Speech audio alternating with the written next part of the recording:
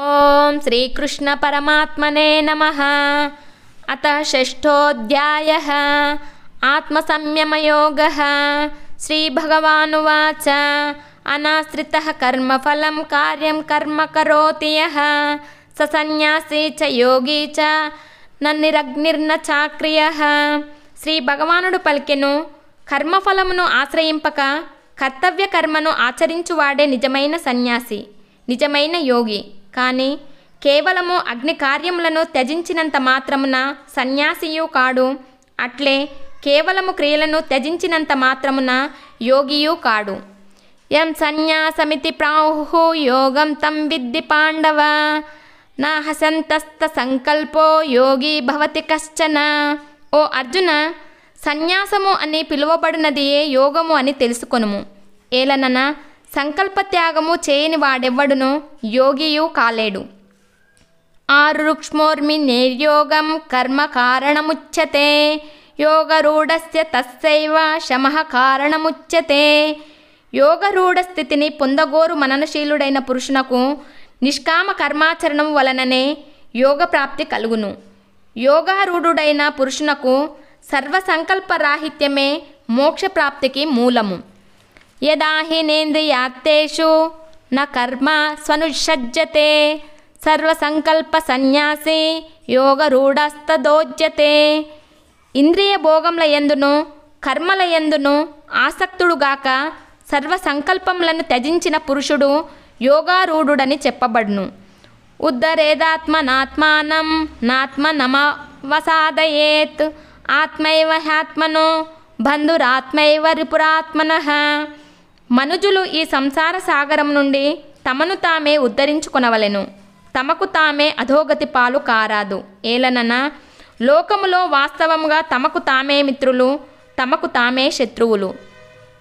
బంధురాత్మాత్మనస్తస్య ఏనత్మైవాత్మనా జితః అనాత్మనస్తు శత్రుత్వే వర్తేతాత్మైవ శత్రువత్. మనస్సును ఇంద్రియములను శరీరమును జయించిన జీవుడు తనకు తానే మిత్రుడు, అట్లు జయింపనివాడు తనకు తానే శత్రువు. అనగా జితేంద్రియునకు మనస్సు ఇంద్రియములు శరీరము భగవత్ప్రాప్తి సిద్ధికై మిత్రుని వలె సహకరించును. అట్లుగాక జితేంద్రియుడు కానివానికి మనస్సు ఇంద్రియములు శరీరము శత్రువుల వలె ప్రవర్తించి లక్ష్య సాధనకు అవరోధకములుగా నిల్చును. జితాత్మనః ప్రశాంతస్య పరమాత్మా సమాహితః శీతోష్ణ సుఖ దుఃఖేషు తథా మానావమానయోః. శీతోష్ణములు సుఖదుఖములు మానావమానములు మున్నగు ద్వంద్వముల యందు అంతఃకరణ వృత్తులు నిశ్చలముగా చలింపక ఉండి స్వాధీనమైన ఆత్మగల పురుషుని జ్ఞానమునందు సచిదానందగన పరమాత్మ చక్కగా స్థితుడయ్యుండును. అనగా పరమాత్మ తప్ప అతని జ్ఞానమునందు అన్యమేదియును ఉండదు. జ్ఞాన విజ్ఞాన తృప్తాత్మ కూటస్థో విజతేంద్రియః యుక్త ఇత్యుచ్యతే యోగి సమలోష్టాశ్మకాంచనః. పరమాత్మ ప్రాప్తి నందిన యోగి యొక్క అంతఃకరణమునందు జ్ఞాన విజ్ఞానములు నిండియుండును. అతడు వికారరహితుడు, ఇంద్రియాదులను పూర్తిగా వశపరుచుకొనినవాడు. అతడు మట్టిని రాతిని బంగారమును సమానముగా చూచును. సుహృన్మిత్రార్యుదాసీన మధ్యస్థద్వేష్యబంధుషు సాధుష్వపి చ పాపేషు సమబుద్ధిర్విశిష్యతే. సుహృదుల యందును మిత్రుల యందును శత్రువుల యందును ఉదాసీనుల యందును మధ్యస్థుల యందును ద్వేషింపదగిన వారి యందును బంధువుల యందును ధర్మాత్ముల యందును పాపుల యందును సమబుద్ధి కలిగియుండువాడు మిక్కిలి శ్రేష్ఠుడు. యోగి యుగ్మిత సతమాత్మానం రహసి స్థితః ఏకాకీ యత్త చిత్తాత్మ నిరాశీర పరిగ్రహః. శరీరేంద్రియ మనస్సులను స్వాధీనపరచుకొనినవాడు ఆశారహితుడు, భోగ సామాగ్రిని ప్రోగు చేయనివాడు అయిన యోగి ఒంటరిగా నిర్జన ఏకాంత ప్రదేశంన కూర్చొని ఆత్మను నిరంతరం పరమాత్మ యందము లగ్నము చేయవలెను. శుచౌ దేశే ప్రతిష్టాప్య స్థిరమానసమాత్మనః నాత్యుచిత్రం నాతి నీచం చైలాజిన కుశోత్తరం. పరిశుభ్రమైన ప్రదేశంన క్రమముగా దర్భాసనమును జింక చర్మంను వస్త్రమును ఒకదానిపై ఒకటి పరచి అంత ఎక్కువగా కానీ తక్కువగా కానీ కాకుండా సమానమైన ఎత్తులో స్థిరమైన స్థానంను ఏర్పరచుకొనవలెను. తత్రైకాగ్రం మనః కృత్వా యత్త చిత్తేంద్రియక్రియః ఉపవిశ్యాసనే యుంజాత్ యోగమాత్మా విశుద్ధయే. ఆ ఆసనముపై కూర్చొని చిత్తేంద్రియ వ్యాపారములను వశమునందుంచుకొని ఏకాగ్రత గల మనస్సుతో అంతఃకరణ శుద్ధికై ధ్యానయోగంను సాధన చేయవలెను. సమం కాయ శిరోగ్రీవం ధారయన్నచలం స్థిరః సంప్రేక్ష నాసికాగ్రం స్వం దిశశ్చాననవలోకయన్. శరీరంను, మెడను, శిరస్సును నిఠారుగా నిశ్చలముగా స్థిరముగా నుంచి చూపులను ఏ దిక్కునకు పోనీయక తన నాసికాగ్ర భాగమునందే దృష్టిని నిల్పవలెను. ప్రశాంతాత్మా విగతభీః బ్రహ్మచారి వ్రతే స్థితః మనః సంయమ్య మచ్చిత్తో యుక్త ఆసీత మత్పరః. ధ్యానయోగి ప్రశాంతాత్ముడై భయరహితుడై బ్రహ్మచర్య వ్రతమును పాటించుచు మనోనిగ్రహంతో మత్పరాయణుడై నిశ్చలుడై ఉండవలెను. యుగ్నిన్నేవం సదాత్మానం యోగి నియతమానసః శాంతిం నిర్వాణ పరమాం మత్స్యం స్థామాధిగచ్చతి. మనోనిగ్రహశాలి అయిన యోగి నిరంతరము పరమేశ్వరుడనైన నా స్వరూపమునందే ఆత్మను ఈ విధముగా లగ్నమునర్చి నా యందున్న పరమానందమునకు పరాకాష్ఠ రూపమైన శాంతిని పొందును.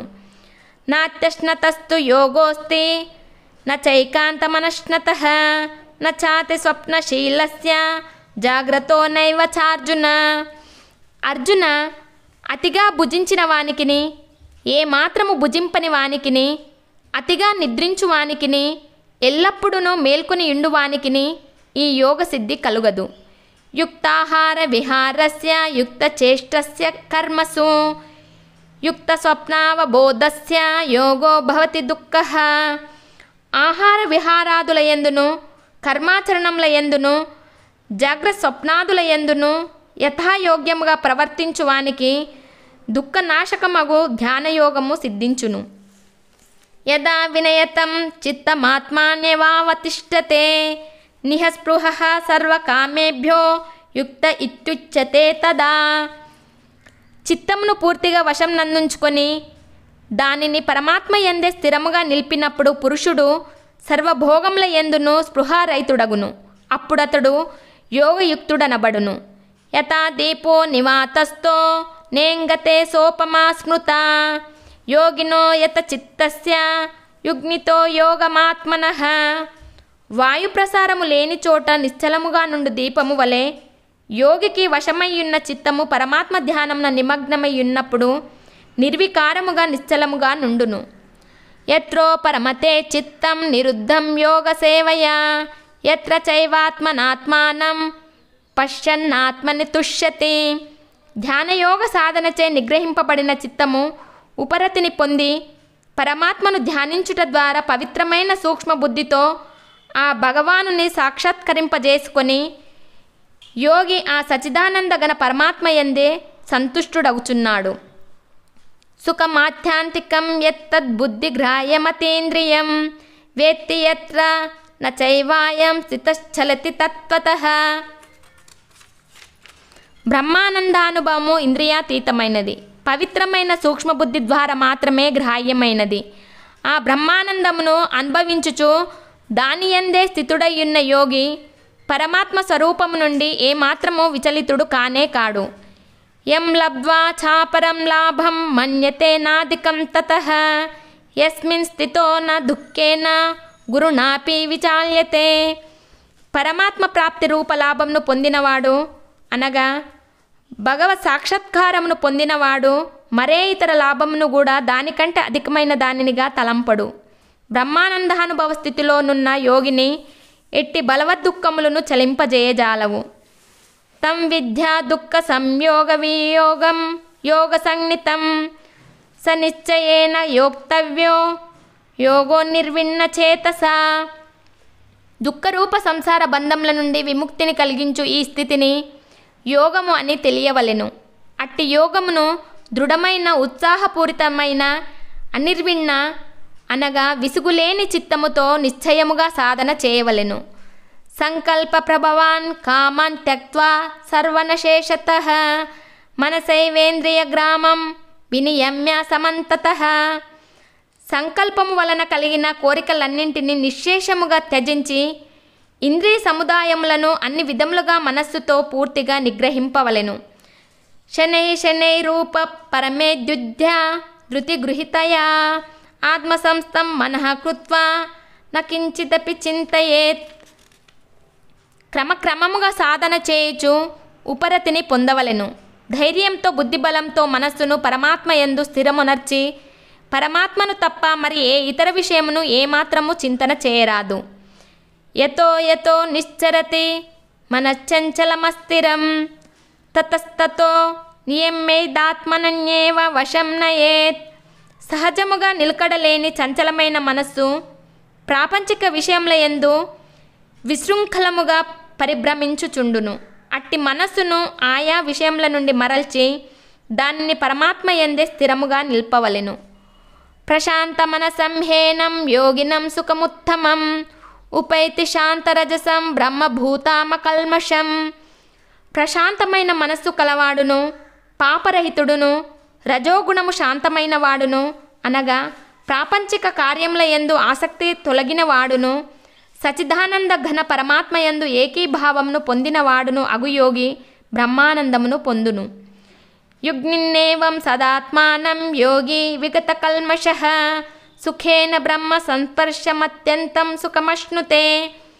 పాపరహితుడైన ఆ యోగి పూర్వోక్త రీతిగా నిరంతరము ఆత్మను పరమాత్మ యందే లగ్నమునర్చుచు పరబ్రహ్మ పరమాత్మ ప్రాప్తి రూపమైన అపరిమితానందమును హాయిగా అనుభవించును. సర్వభూతస్థమాత్మానం సర్వభూతాని చాత్మని ఈక్షతే యోగయుక్తాత్మ సర్వత్ర సమదర్శనః. సర్వవ్యాప్తమైన అనంత చైతన్యం నందు ఏకీభావ స్థితి రూప యోగయుక్తమైన ఆత్మ గలవాడును అంతటను అన్నింటినీ సమభావంతో చూచువాడును అగు యోగి తన యాత్మను సర్వ ప్రాణుల యందు స్థితమైయున్నట్లుగాను ప్రాణులన్నింటినీ ఆత్మయందు కల్పితములుగాను భావించును. యో మాం పశ్యతి సర్వత్ర సర్వం చ మయి పశ్యతి తస్యాహం న ప్రణశ్యామి సచమే న ప్రణశ్యతి. సకల ప్రాణుల యందును ఆత్మరూపంననున్న నన్ను వసుదేవుని చూచు పురుషునకు అట్లే ప్రాణులన్నింటినీ నాయందు అంతర్గతములుగానున్నట్లు చూచువానికి నేను అదృశ్యుడను కాను, అతడును నాకు అదృశ్యుడు కాడు. సర్వభూత స్థితం యో మాం భజత్యేకత్వమాస్థితః సర్వతా వర్తమానోపి స యోగి మయి వర్తతే. భగవంతుని యందు ఏకీభావ స్థితుడైన పురుషుడు సర్వభూతముల యందును ఆత్మరూపంననున్న సచిదానందగణ వాసుదేవుడనయ్యున్న నన్ను భజించును. అట్టి యోగి సర్వతా సర్వ వ్యవహారముల యందు ప్రవర్తించుచున్నను నాయందే ప్రవర్తించుచుండును. ఆత్మౌపమ్యేన సర్వత్ర సమం పశ్యతి యో అర్జున సుఖం వా యది వా దుఃఖం స యోగి పరమో మతః. అర్జున, సర్వ ప్రాణులను తనవలే తనతో సమానంగా చూచువాడును సుఖమును గాని దుఃఖమును గాని సమముగా చూచువాడును ఇతరుల సుఖదుఖములను తన సుఖదుఖములుగా భావించువాడును అయిన యోగి పరమశ్రేష్ఠుడు. అర్జున ఉవాచ యోయం యోగస్త్వయా ప్రోక్తః సామ్యేన మధుసూదన ఏతస్యాహం న పశ్యామి చంచలత్వా స్థితిం స్థిరాం.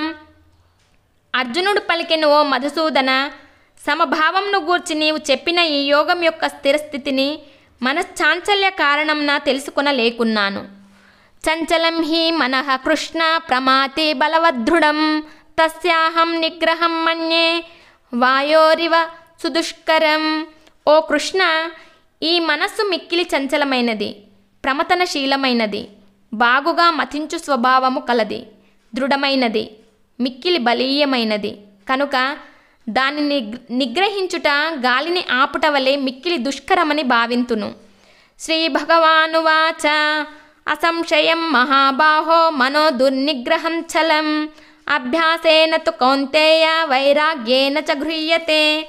శ్రీ భగవానుడు పలికెను, హే మహాబాహో, నిస్సందేహముగా మనస్సు చంచలమైనదే, దానిని వశపరుచుకునుట మిక్కిలి కష్టము. కాని కౌంతేయ, అభ్యాస వైరాగ్యముల ద్వారా దానిని వశపరుచుకునుట సాధ్యమే.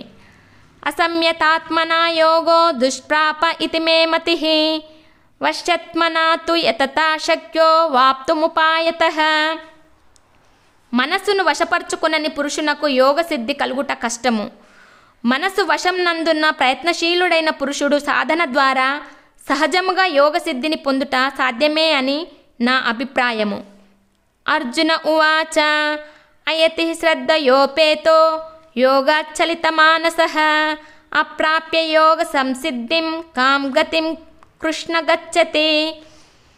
అర్జునుడు పలికెను, హే కృష్ణ, యోగమునందు శ్రద్ధాధరములతో యోగ సాధన చేయుచు మనస్సు వశం నందుండని కారణంన అవసాన దశలో మనస్సు చలించి యోగ సిద్ధిని పొందకయే మరణించిన సాధకుని గతియే మగును. కచ్చిన్నో భయ విభ్రష్టః చిన్నాభ్రమివ నశ్యతి అప్రతిష్టో మహాబాహో విమూఢో బ్రహ్మణః పతి. హే మహాబాహో, అతడు యోగభ్రష్టుడు, భగవత్ప్రాప్తి మార్గం నుండి జారినవాడై, ఆశ్రయరహితుడై, ఆలంబనము లేనివాడై, ఉభయభ్రష్టుడై, చిన్నాభిన్నమైన మేఘము వలె అధోగతి పాలు కాడు కదా. ఏతన్మే సంశయం కృష్ణ చెత్తుమర్వస్య శేషతః తదన్యః సంశయస్యాస్య చేత్థాన హ్యుపపద్యతే. ఓ కృష్ణ, ఈ నా సందేహంను పూర్తిగా నివృత్తి చేయుట నీకే చెల్లును. ఏలనన ఈ సందేహంను తొలగించుట నీకు తప్ప మరెవ్వరికిని శక్యము కాదు. శ్రీ భగవానువాచ పాత నేవేహ నాముత్ర వినాశస్తస్య విద్యతే నైకల్యానకృత్ కచ్చి దుర్గతిం తాత గచ్చతి. శ్రీ భగవానుడు పలికెను, ఓ పార్థ, అట్టి పురుషుడు ఈ లోకమున గాని పరలోకమున గాని అధోగతి పాలు కాడు. ఏలనన్న నాయన, ఆత్మోద్ధారణమునకు అనగా భగవత్ప్రాప్తికై కర్తవ్య కర్మలను ఆచరించు వాడెవ్వడును దుర్గతి పాలు కాడు. ప్రాప్య పుణ్యాకృతం లోకానుషిత్వా శాశ్వతీః సమాః శుచీనాం శ్రీమతాం గేహే యోగభ్రష్టోభిజాయతే. యోగభ్రష్టుడు పుణ్యాత్ములు పొందు లోకములను అనగా స్వర్గాది ఉత్తమ లోకములను పొంది ఆయా లోకములలో పెక్కు సంవత్సరములు గడిపి పిదప పవిత్రులైన సంపన్నుల గృహంన జన్మించును.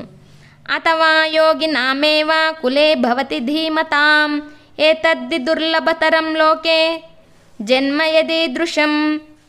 అథవా విరాగి అయిన పురుషుడు ఆ పుణ్యలోకములకు పోకుండగానే జ్ఞానులైన యోగుల కుటుంబంలోనే జన్మించును.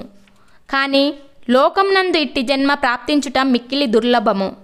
తత్ర తం బుద్ధి సంయోగం లభతే పౌర్వదేహికం యతతే చ తతో భూయః సంసిద్ధౌ కురునందన.